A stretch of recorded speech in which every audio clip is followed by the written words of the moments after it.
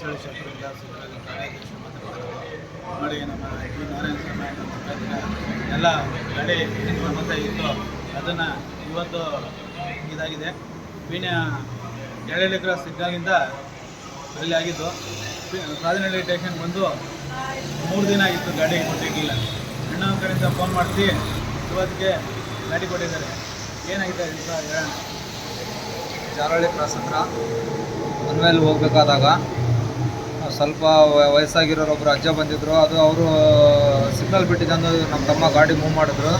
ಅದರಿಂದ ಸ್ವಲ್ಪ ಮಿಸ್ಟೇಕ್ ಆಗಿಬಿಟ್ಟು ಅದು ಮುಂದ್ಗಡೆ ಏನಾಗಿರಲಿಲ್ಲ, ಹಿಂದ್ಗಡೆ ಸೈಡಿಂದ ಟಚ್ ಆಗಿಬಿಟ್ಟು ಬಿದ್ದಿರೋದ್ರಿಂದ ಪೊಲೀಸರೆಲ್ಲ ಬಂದುಬಿಟ್ಟು ಅದನ್ನೆಲ್ಲ ಕ್ಯಾಮ್ರಾದಲ್ಲೆಲ್ಲ ವೀಡಿಯೋ ತಗೊಂಡು ಕಂಪ್ಲೇಂಟ್ ಆಗಿತ್ತು. ಅದರಿಂದ ನಮಗೆ ಸ್ವಲ್ಪ ಏನು ಮಾತಾಡ್ಬೇಕಂತ ಗೊತ್ತಾಗಲಿಲ್ಲ. ಆವಾಗ ಅಣ್ಣವ್ರ ಮುಖಾಂತರ ನಾವು ಮಾತಾಡಿದ್ವಿ.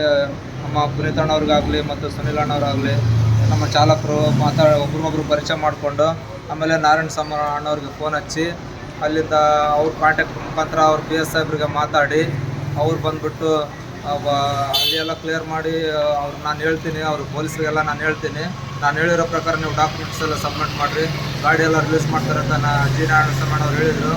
ಆವಾಗ ಪೊಲೀಸವ್ರು ಏನು ಮಾಡಿದ್ರು, ಅವ್ರು ಹೇಳಿರೋ ಪ್ರಕಾರ ನಾವು ಡಾಕ್ಯುಮೆಂಟ್ಸ್ ಕೊಟ್ಟಿದ್ದೀವಿ. ಆವಾಗ ಪೊಲೀಸರೆಲ್ಲ ಸಬ್ಮಿಟ್ ಮಾಡಿಕೊಂಡು ಅದನ್ನೆಲ್ಲ ರಿಜಿಸ್ಟರ್ ಮಾಡಿ ನಮ್ಮ ಗಾಡಿಯನ್ನು ಇವತ್ತು ವರ್ಗಗಳು ಕೊಟ್ಟಿದ್ದಾರೆ. ನಮ್ಮ ಕರ್ನಾಟಕ ಚಾಲಕರ ಒಕ್ಕೂಟದ ರಾಜ್ಯಾಧ್ಯಕ್ಷರಿಗೂ ಮತ್ತು ನಮ್ಮ ದಾಸರಳ್ಳಿ ಕ್ಷೇತ್ರದ ಪುನೀತ್ ಅಣ್ಣವ್ರಿಗೂ, ಸುನಿಲ್ ಅಣ್ಣವ್ರಿಗೂ ಮತ್ತು ನಮ್ಮ ಚಾಲಕ ಮಿತ್ರರಿಗೂ ತುಂಬ ಹೃದಯದ ಧನ್ಯವಾದಗಳನ್ನು ಸಲ್ಲಿಸುತ್ತೇನೆ. ನಮ್ಮ ಚಾಲಕರ ಸಮುದಾಯದಿಂದ ಯಾರ್ಯಾರು ಇಲ್ಲಿವರೆಗೂ ನಮ್ಮ ಪುನೀತ್ ಅವರಾಗಿರ್ಬೋದು, ನಮ್ಮ ದಾಸರಳ್ಳಿ ಪದಾಧಿಕಾರಿಗಳಾಗಿರ್ಬೋದು, ಸದಸ್ಯರುಗಳಾಗಿರ್ಬೋದು, ಯಾರ್ಯಾರು ಇವರಿಗೆ ಸ್ಪಂದಿಸಿದ್ರೋ ಅವರೆಲ್ಲರಿಗೂ ತುಂಬ ಹೃದಯದ ಧನ್ಯವಾದಗಳು. ಹೀಗೆ ಮುಂದಿನ ದಿನಗಳಲ್ಲೂ ಪ್ರತಿಯೊಬ್ಬರು ಹೆಲ್ಪ್ ಮಾಡಿ ಹೆಲ್ಪ್ ತಗೊಳ್ಳಿ. ಧನ್ಯವಾದಗಳು.